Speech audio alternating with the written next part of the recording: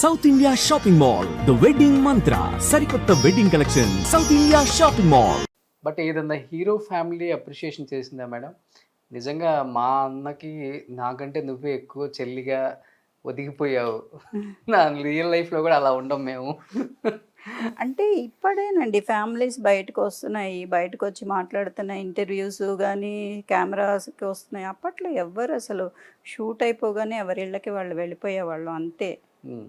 నేను అప్పుడు చేశాను కాబట్టి ఒకవేళ వచ్చుంటే అప్రిషియేట్ చేసేవాళ్ళేమో. కానీ ఏ బ్యాక్‌గ్రౌండ్ లేకుండా వచ్చి ఇన్ని సినిమాలు నేను చేస్తాను అనుకున్నారా మేడం? ఎక్కడో భీమవరం. నేనేం చేశానండి అంతా మా నాన్నగారే. హ్మ్. నేనేం చేయలే. ఆయన హోల్ లైఫ్ నేను అంతే. ఆయన హోల్ లైఫ్ సాక్రిఫైస్ చేస్తే ఎన్ని కంపెనీస్‌కి తిరిగారు, ఎంతమందిని అప్రోచ్ అయ్యారు, ఎంత కష్టపడ్డారు అంతా మా నాన్నగారే. నేను ఓన్లీ డాల్ బొమ్మ. ఆయన ఇన్ని పిక్చర్స్ చేసినా, ఇన్ని క్యారెక్టర్స్ చేసినా ఊరికినే ఆయనే మొత్తం.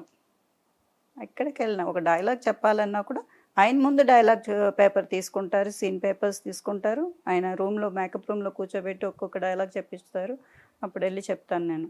అంత ట్యూన్ చేశారు నాకు. అంటే ఆయన అవ్వాలనుకున్నది మీ రూపంలో తెచ్చుకున్నారు. అదే. ఇప్పుడు ఏంటంటే గ్యాప్ వచ్చిందే నాకు చాలా కష్టంగా ఉంది. ఎందుకంటే ఆయనకి ఎప్పుడు ఒక సినీ ఫీల్డ్ ఆయన లైఫ్ అలాగే ఉండిపోవాలనుకున్నారు. నాకు కొంచెం గ్యాప్ వచ్చింది. కొంచెం గ్యాప్ వచ్చిందా? మీరు గ్యాప్ తీసుకున్నారా మేడం ఇప్పుడు? వచ్చింది. ఓకే. తెలుగు ఇండస్ట్రీ వరలక్ష్మి గారిని మర్చిపోయింది అనుకోవచ్చా? లేదు లేదు లేదు పాపం వాళ్ళని ఏం అనటానికి లేదు. అంటే గ్యాప్ వచ్చిందంటే అవకాశాలు రాకుండా గ్యాప్ రాలేదు. కొన్ని కొన్ని సందర్భాల వలన గ్యాప్ వచ్చింది.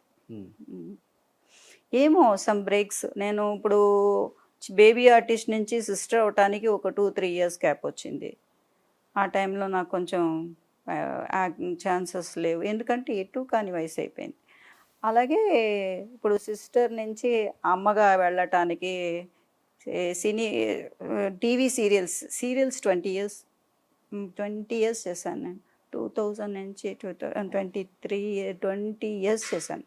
అది దానికి ఒక బ్రేక్ వచ్చింది. ఇప్పుడు సీరియల్స్ నుంచి మళ్ళీ సినిమాకి వెళ్ళటానికి ఒక బ్రేక్ వచ్చిందా, లేకపోతే కొంచెం బ్రేక్ తీసుకుంటే మంచిదా అనుకున్నాడా దేవుడు అని తెలియదు.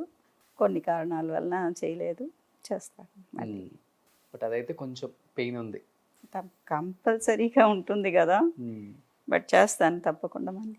ఇది సెకండ్ ఇన్నింగ్స్ అని చెప్పుకోవచ్చా? Third innings. థర్డ్ ఇన్నింగ్స్ అంటే ఎలాంటి రోల్స్ చేయాలని మేడం? అంటే మీరు అప్పటికి ఇప్పటికి చెల్లిలాగే ఉన్నారు అందరికి. అంటే కుదిరితే చెల్లా లేకపోతే అమ్మ? లేదండి. ఎంత మనం వచ్చి యంగ్గా కనిపించిన వయసు అనేది అందరికీ తెలుసు కదా. పైగా నా ఏజ్ నేను చెప్పక్కర్లా, అందరికీ తెలుసు. ప్రతి సినిమా వేసుకుంటారు, ఏ సినిమా ఏ ఇయర్లో వచ్చింది వాళ్ళే చెప్పేస్తారు. సో మనం వచ్చి చెల్లిగా కాదు కానీ అక్కగాను కాదు, తల్లిగా చేయాలనుకుంటున్నాను. ఏ హీరోస్కి నేను సిస్టర్గా చేశానో వాళ్ళ పిల్లలకి నేను తల్లిగా చేయాలనుకుంటున్నాను.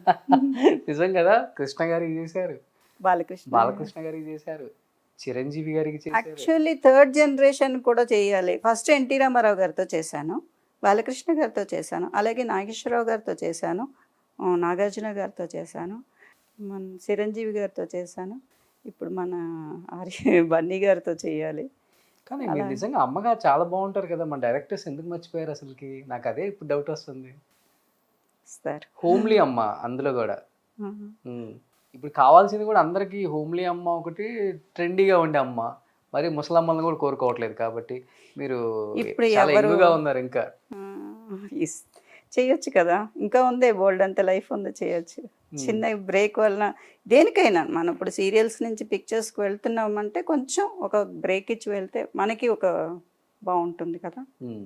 అందుకని వచ్చిందేమో. ఏది జరిగినా మన మంచిగా అనుకోవాలి. వస్తాం. అండ్ అందరూ వచ్చేసారు కదా. మనం మా గ్రూప్ అంతా వచ్చి తులసి గారు కానీ, రోహిణి గారు కానీ అందరూ నా తర్వాత వచ్చిన వాళ్ళే అయినా కూడా వాళ్ళు వచ్చేసారు. వాళ్ళంతా మీ టీమేనా అప్పట్లో? నాకన్నా కొంచెం పెద్దవాళ్ళు వాళ్ళు. సో వాళ్ళంతా అమ్మలుగా వచ్చేసారు ఆల్రెడీ? వచ్చేసారు. నా టీం అంతా వచ్చేసింది, రావాలి నేను. బట్ అప్పుడు పీక్లో ఉన్నప్పుడు కూడా చెల్లెలుగా 100 కొద్ది సినిమాలు చేస్తున్నప్పుడు, పీక్లో ఉన్నప్పుడు కూడా వరలక్ష్మి గారు 19 సంవత్సరాలకే పెళ్లి చేసుకోవటం వల్ల బ్రేక్ వచ్చేసింది అనేది కూడా బాగా అవునండి. వచ్చింది టాక్ అది. అవునండి. అంటే చేసుకోవాల్సి వచ్చిందా? లేకపోతే ఇంట్లో వాళ్ళ బలవంతం వల్ల మంచి సంబంధం కాబట్టి చేసుకోవాల్సి వచ్చిందా? లేకపోతే మీకు లవ్ మ్యారేజ్ కాబట్టి ఎమ్మటే ఒప్పుకోరేమో మళ్ళీ అని చెప్పి చేసుకోవాల్సి వచ్చిందా? లేదండి. మా నాన్నగారు నా 18వ ఏట చనిపోయారు. ఆయన ఎప్పుడో వచ్చేవాళ్ళు షూటింగ్స్‌కి అన్నిటికి వచ్చి ఆయనే కూడా వచ్చేవాళ్ళు. నాకు కొంచెం ఫియర్ ఎక్కువే. ఎన్ని సినిమాలు యాక్ట్ చేసినా నాన్నగారు లేకుండా, అమ్మ లేకుండా నేను ఎక్కడికి వెళ్ళలేకపోయేదాన్ని. ఆ టైంలో వచ్చి ఒక ప్రపోజల్ వచ్చింది. అందుకని సరే చేసుకున్న తర్వాత చేద్దాంలే అనుకున్నాను. అలాగా చేసుకోవాల్సొచ్చింది. కొంచెం మనకి ఒక బలం ఉంటుంది కదా! బ్రదర్స్ ఎవరైనా ఉండుంటే కొంచెం తోడుగా వస్తానికి, కొంచెం కూడా వస్తానికి ఒక బలం ఉండేది. అందరు సిస్టర్స్ కూడా వాళ్ళు చదువుల్లో ఉన్నారు. నాకు కూడా వస్తానికి మా డ్యాడీ లేరు. మా మమ్మీ వచ్చి వాళ్ళని టేక్ కేర్ చేసుకోవాలి. ఇంకా ముగ్గురు పిల్లలున్నారు. వాళ్ళని చూసుకోవాలి. నాకొక సపోర్ట్ ఉంటుందని చేసుకున్నాను. నేనే చేసుకున్నాను. 19 ఇయర్స్‌కే. 19 ఇయర్స్‌కి. షాక్ ఇచ్చేసారు ఇండస్ట్రీ మొత్తానికి ఒక్కసారిగా. లవ్ మ్యారేజా మేడం? అరేంజ్డ్ మ్యారేజా? ఆయన లవ్ చేశారు. నేను పెళ్లి చేసుకున్నానండి. ఇంత అందమైన మా హీరోయిన్ని కొట్టేసిన అందగాడు ఎవరు? విశ్వనాథ్. ఏ సినిమా చూసి లవ్ చేశారు మేడం ఆయన? ఆయన సినిమా చూడలేదు. ఆయన ఒక న్యూస్ అప్పుడు పేపర్ కటింగ్స్ ఉంటాయి కదా! నేను అప్పుడు ఒక సొంతం 16 అని ఒక పిక్చర్ చేశాను. అది వచ్చి అన్ని మలయాళం పిక్స్‌లో కూడా వెళ్ళింది. అక్కడ కేరళ అటు పాలక్కాడు అటు సైడ్ కూడా మా పత్రికలు వెళ్తాయి కదా! ఆ పత్రికలో సెంటర్ పేజ్‌లో నా ఫోటో చూసి ఆయన ప్రపోజ్ చేశారు. నెంబర్ ఏమైనా ఇచ్చారేంటి దాంట్లో? నెంబర్ ఏమి ఇవ్వలే. వాళ్ళు తెచ్చుకుంటారు కదా! ఆర్టిస్ట్ కదా! ఓకే. ఆయన మలయాళియా? అవునండి. మలయాళియా ఆయన? తమిళియన్ కదా? తమిళియన్ కాదు, మలయాళి. ఓకే. మలయాళి.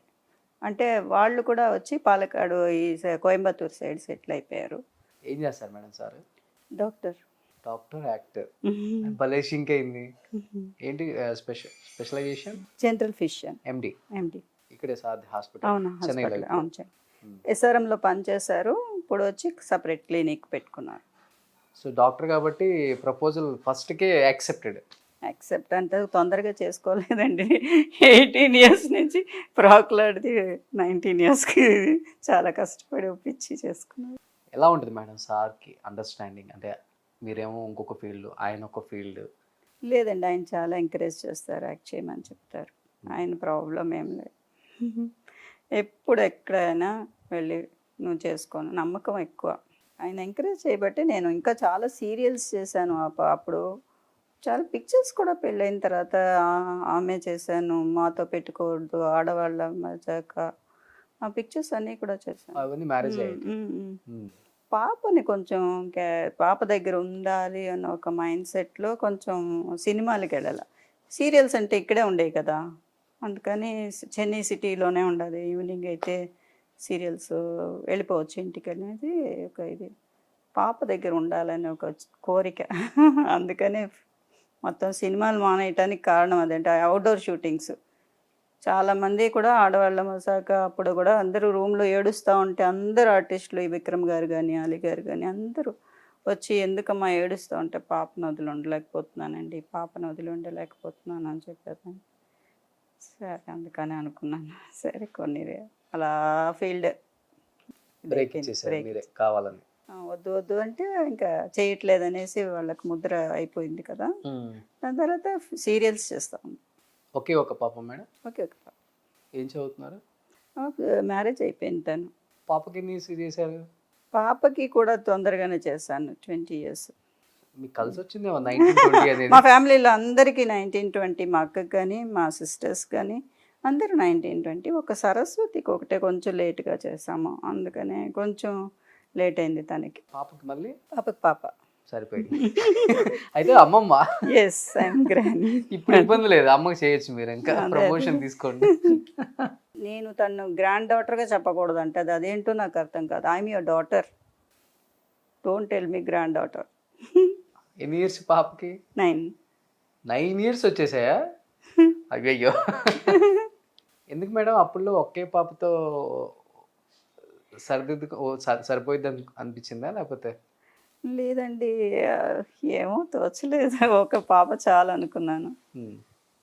నాకు చాలామంది పాపలున్నారు. మా నాన్నగారు చనిపోయిన తర్వాత నా చెల్లెళ్ళందరూ నా పాపలే. ఇంకొక పాప చాలు. చాలా పాపలు. నలుగురు పాపలయ్యారు అప్పటికి.